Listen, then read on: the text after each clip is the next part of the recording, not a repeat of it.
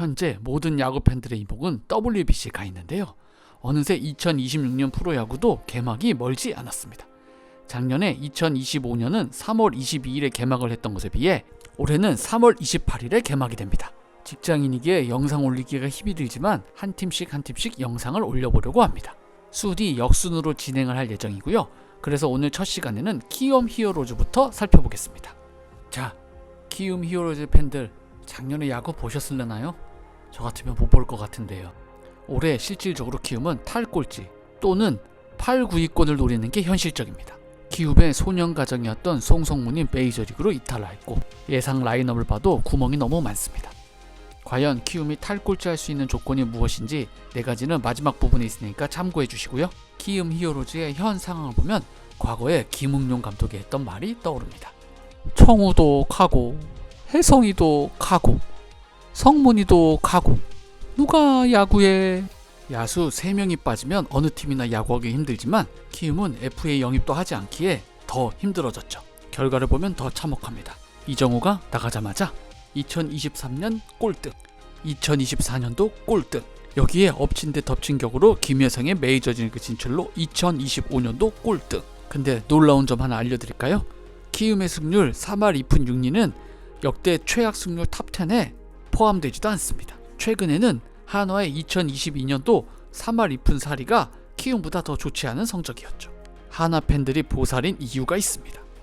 자, 간단 미리 보기를 보면 키움은 라울 알칸타라와 재계약을 하였고 네이선 와이즈를 91만 불에, 트랙턴 브룩스를 85만 불에, 가나쿠버 유토를 13만 불에 영입했습니다. 2차 드래프트로 안치홍을 영입하였고 FA로 서건창을 영입했습니다. 한때 키움의 마무리였던 김재용이 군복무를 마치고 돌아오며 키움의 에이스 안우진이 스프링 캠프에서 몸을 만들며 빠른 회복세에 있습니다. 자, 이제 하나씩 열어볼까요? 가장 큰 이슈는 바로 송성문의 이적입니다. 꼴찌팀의 선수이기에 많은 분들의 관심이 없으실 수 있지만 송성문의 작년 기록은 이정우가 메이저리그 가기 직전에 WAR과 큰 차이가 없을 정도로 엄청난 기록이었습니다. 144경기 내야수로서 전경기 출전은 물론 26홈런에 25도루 그리고 103득점, 작년에 엄청난 화력을 보여줬던 한화의 폰세보다 더 높은 WAR 8.58로 리그 전체 1등을 기록했습니다. 위아래에 잘 치는 타자가 없었기에 혼자서 집중 견제를 받았음에도 말이죠. 이걸 어떻게 때우냐의 문제인데 실질적인 전력 상승은 용병 트렌턴 브룩스와 서건창과 안치홍의 영입뿐이었다는 점이 아쉽습니다. 그나마 다행인 건 안치홍과 서건창의 영입으로 게임 중간중간에 정신을 놓는 듯한 플레이들이 많이 지워지지 않을까라는 생각을 하고 있습니다. 키움 같은 짠돌이 구단이 11억을 베팅한 건 이유가 있겠죠. 안치홍의 경우 작년에 플레이오프 엔트리에 제외되면서 수모를 겪었는데요. 기록만 놓고 보면 작년을 제외하면 통산 타율이 2할 9푼 4리일 정도로 분명히 임팩트가 있는 타자는 맞습니다. 역시 문제라면 에이징 커브이겠고요. 서건창의 경우는 2024년에는 3할에 가까운 타율을 보여줬지만 작년엔 2군에서 주로 머물렀습니다. 하지만 과거에도 키움의 군기반장이라는 얘기가 있을 정도로 젊은 선수들의 멘토가 되어줄 수 있는 선수입니다. 아마도 키움은 두 선수에게 팀의 리더로서 팀을 이끌길 원할 것이며 위기 속에 성장하고 있는 유망주들의 마인드셋 또한 충분히 도와줄 수 있는 선수들이기에 영입한 것으로 보입니다. 베테랑은 언제 어디서나 필요한 존재라고 생각하기에 적절한 영입이라고 봅니다. 자, 세 번째는 키움의 외국인 선수 구성에 대해서 한번 알아보겠습니다. 먼저 재계약한 라울 알칸타라입니다. 2025년 8승 4패 3.27로 혼자 묵묵히 마운드를 지켰습니다. 어느새 KBO에서 6년차가 되었고 리그 최상위급 성적이 상수인 선수가 되었습니다. 알칸타라는 당연히 잘 던져줘야 될 선수고요. 이번에 새로 들어온 네이선 와일즈를 처음 얼굴을 보고 전 30대 중반의 투수인 줄 알았습니다. 그런데 이제 겨우 27살의 싱싱한 어깨를 가진 투수네요. 이 투수의 핵심은 볼넷이 뭐죠? 제구력 끝판왕인 투수입니다.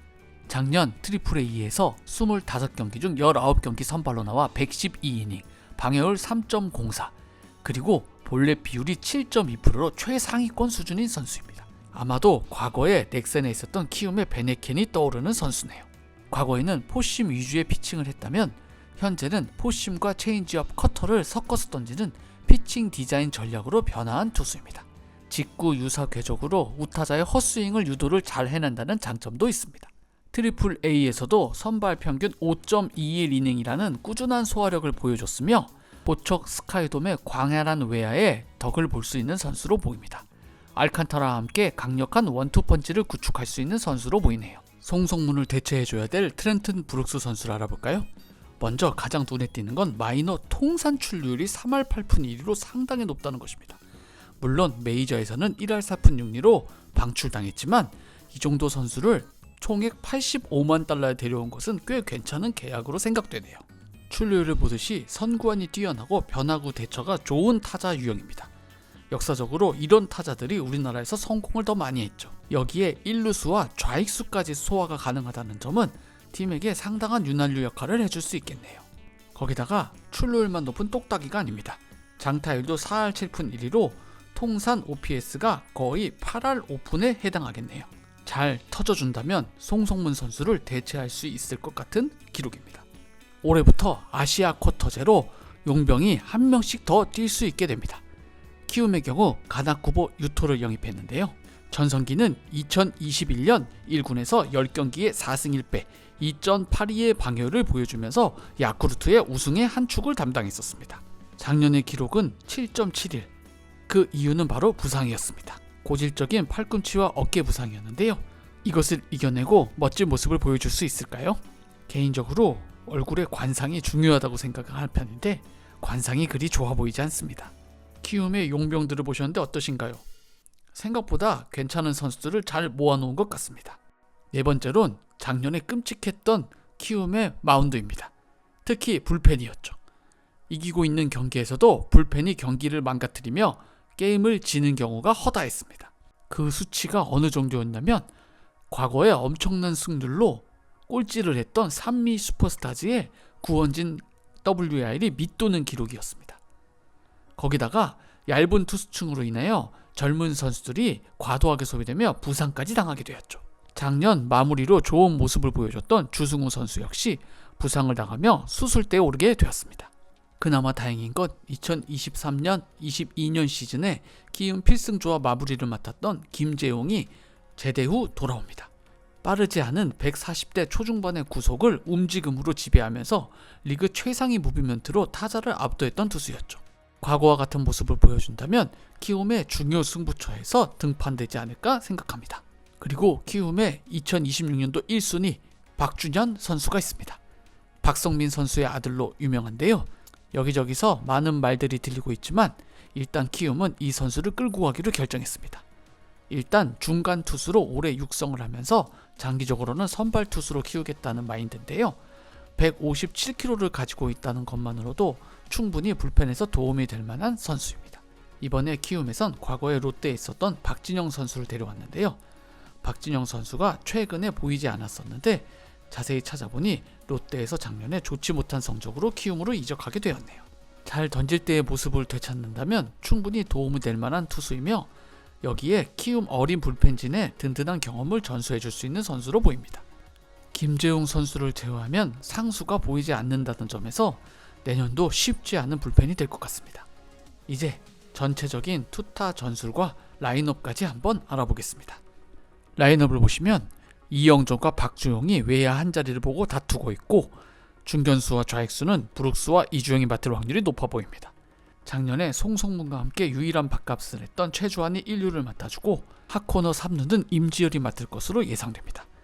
안치홍의 경우 수비에 문제가 있기에 지명타자로 나올 가능성이 높아 보이며 포수는 작년을 쉰 김동은이 좋은 모습을 보여줘야 될 것 같습니다.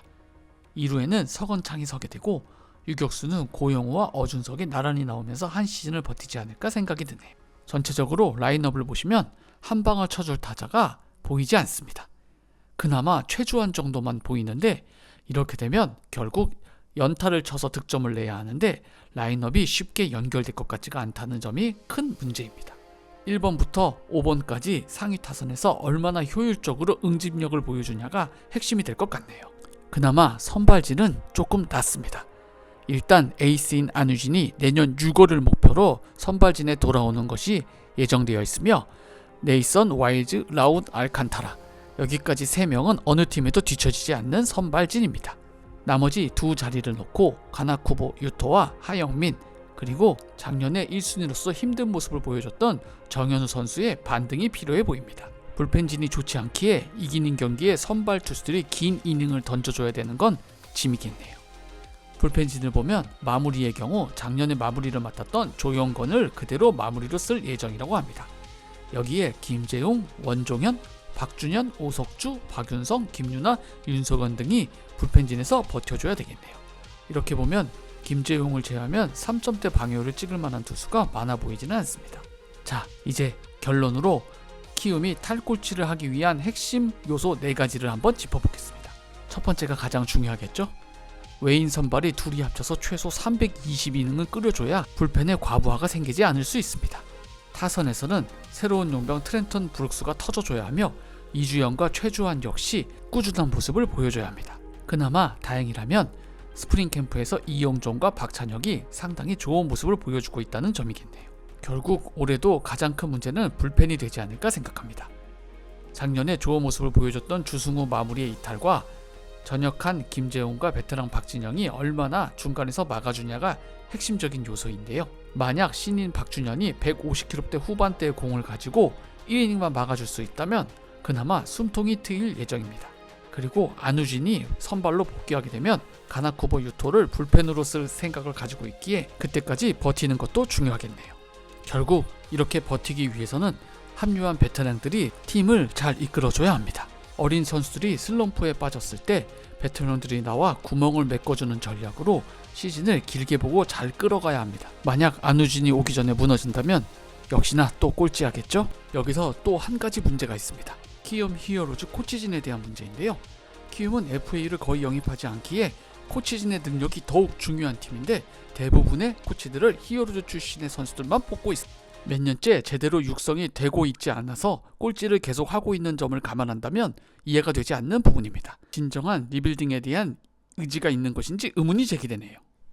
2026년 키움 시즌 전력 분석을 하면서 놀란 건 송성문의 기록이 생각보다 좋았다는 점과 안우진이 빨리 오면 빨리 올수록 키움에게 내년 시즌의 기대가 더 높아진다는 점이었습니다. 여러분들의 생각은 어떠신가요? 영상이 마음에 드셨다면 구독, 좋아요, 알림 설정 부탁드리겠습니다.